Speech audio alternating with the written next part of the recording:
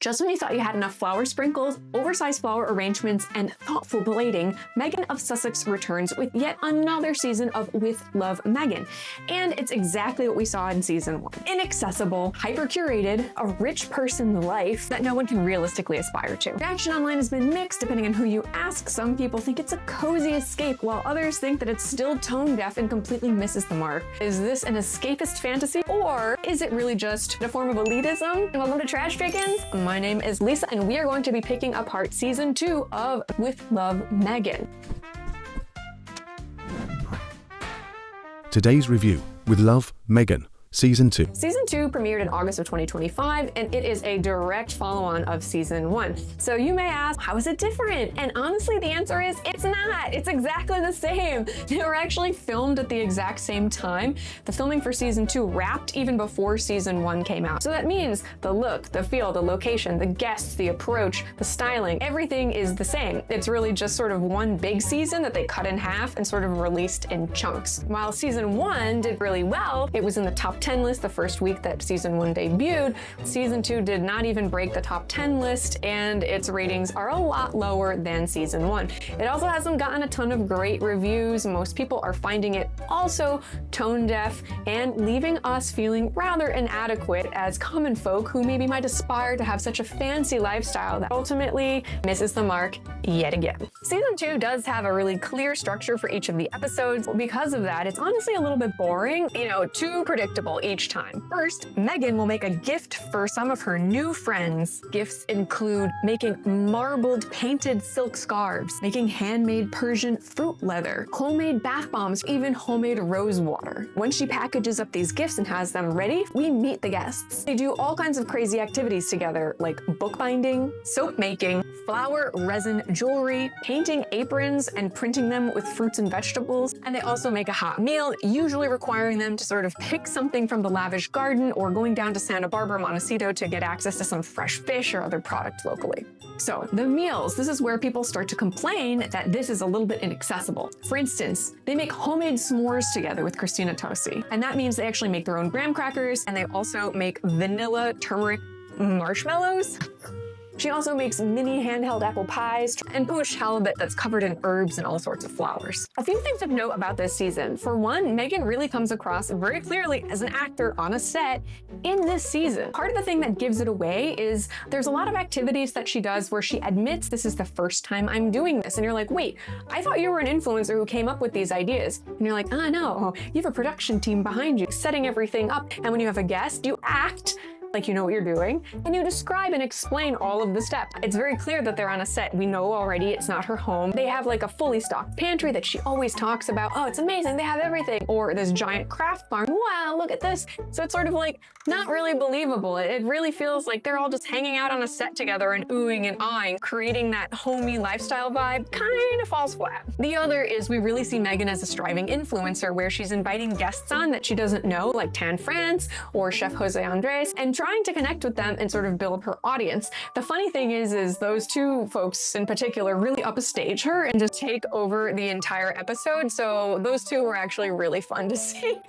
An ongoing issue I've had with this season is basically the desire to bring in the audience and make them feel like they're a part of Meghan's life by making Meghan talk to the production staff. So rather than say, look at the camera and talk to them, you, the audience, and say, hey, like this is what we're creating today, she's directing her eyes and her attention off screen and sort of talking to a production staff, which actually feels a little exclusionary, like you're a little fly on the wall, but you're not actually invited in. While I don't dislike Meghan necessarily, I don't have any issue with her. I know that she gets a lot of hate online, and I'm not here to add to that. This is more just a critique of her series and the approach. I do at times find her a little insufferable with the lines that she says. One of my favorite is she basically talks about when she's packing, she likes to layer fabric softener sheets in between each and every item of clothing in her suitcase so that it smells good when she arrives. It's like, who does that? Like, that's great that you do that, but like, that standard is just like It's way through the roof, you know what I mean?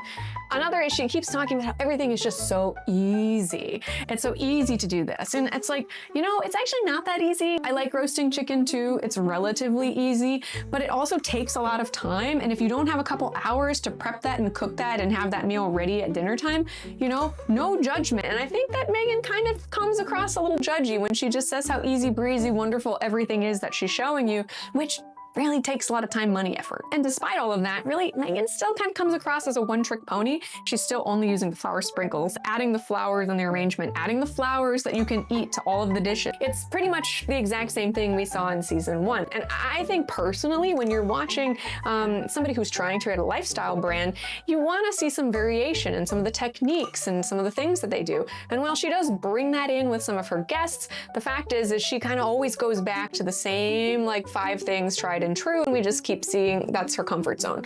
So none of this is a problem necessarily, right? Like a lot of people will say, this is a fun escape. I want to imagine like a lifestyle like this. I want to have inspiration. I want to be able to fridgescape or have a pantry like hers, and it's just a cozy vibes. Granted, those aren't sort of the majority of reactions online, but they're there, and that's fine. You can enjoy it. But there are some underlying problematic aspects here as well that I think are important to point out. What is the actual purpose of this show? Is it instructional? Is it meant to teach people how to do things? Because they never tell you what the ingredients are. You never know how much of the ingredients to use. You don't know how long to cook things, at what temperature. Like there's all these basic things to a cooking show, you know, that you would want to know. So if it's meant for you to emulate her, she doesn't teach you at all. And because of that, it makes it seem like, oh, this is an obvious technique. You should know how to do this. It's so simple. Just throw in some of this and throw in some of that.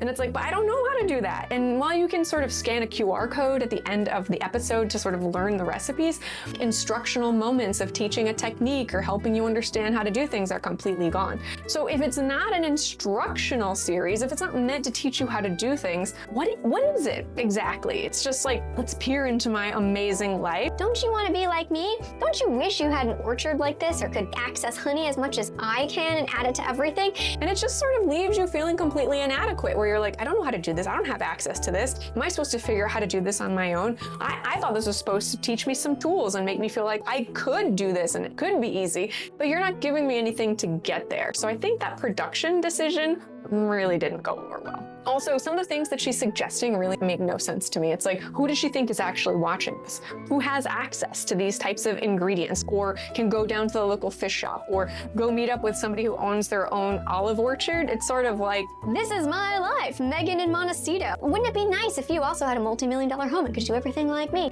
and it's sort of like, I don't know, lifestyles of the rich and famous. It really comes across more like that. That's the big critique. We really don't get away from that at all. In fact, she really just digs in. I think the other problematic element of this is that it's very clear that she is not the one necessarily behind all of the decisions. Okay, so she's just sort of like the face of this lifestyle brand, but like how much of her creative vision is actually in this versus her team? And there's nothing necessarily wrong with that, but she presents it as if it's her domain, where she's like surprised by what's in the pantry, or wow, check this out in the fridge, or oh my gosh, what a cool hobby, I've never done this before. It just makes it seem like she doesn't actually know what she's doing, but she pretends that she knows what she's doing. And that also is a little bit off-putting, where it's like, we can kind of see through this. Like, why don't you just kind of come down a couple notches and join us, you know?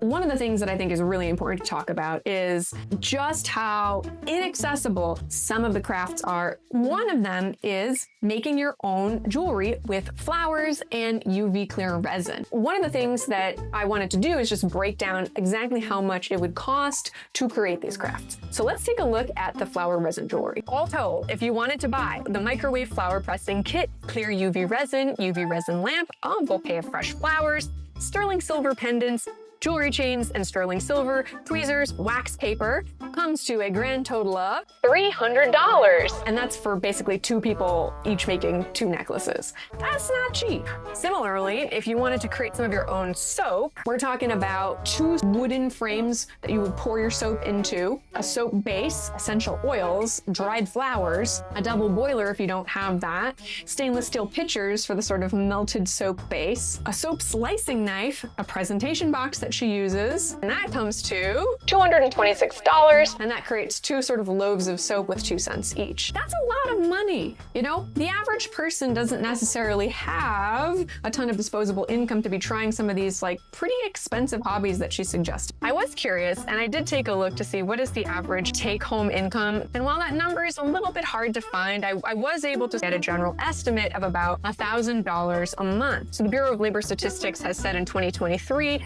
that the average percentage of people's take-home that goes to entertainment, education, personal care is about 17 to 20% of someone's income, assuming an average income about $80K. That basically would leave you with about $13,000 to $15,000 a year, roughly at the low end, about $1,000 a month. Personal things, other stuff you want to spend your money on outside of transportation, housing, food. If you're going to be buying a $300 jewelry making kit, that's basically 30% of your disposable income that you have to split with other important personal expenses. And that's a big ask, honestly. That's where I kind of have issue with all of this. If Meghan wants to have a business, you can't begrudge her that. I feel like people want to sort of be influencers these days, fine. But she's a royal, and she signed a $100 million deal with Netflix in 2020. Her contract is being renewed in 2025 for a first look sort of situation with Netflix where they can turn it down or take it. But still, that's a ton of money. I don't know, it just really bothers me that like everybody must aspire to live a lifestyle that only the like ultra rich and wealthy can afford to have. And so to ask us to take our very limited monthly disposable income and invest it in creating a lifestyle that she propagates just doesn't feel right. And it's not to say that she's selling all of these items. She may down the line with her As Ever brand sell more things that she does on the series. For now, it's limited to sort of teas and jams and cookies and flour sprinkles, like a glorified infomercial for all of the little like touches that she likes to include in the show. If we think about it, it does sort of provide a window into the world of the ultra wealthy, and it makes it such that us not so wealthy want to aspire to. And I do personally find that a little bit problematic.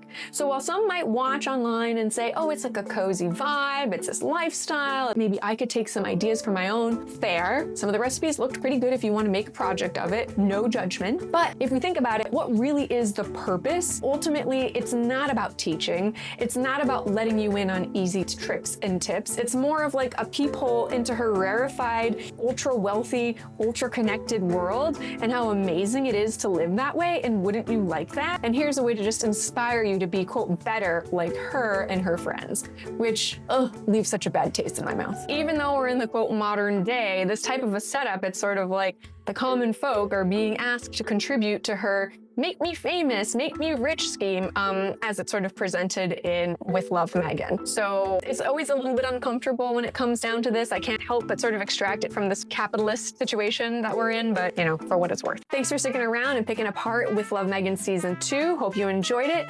Don't forget to like and subscribe, and we'll see you next time.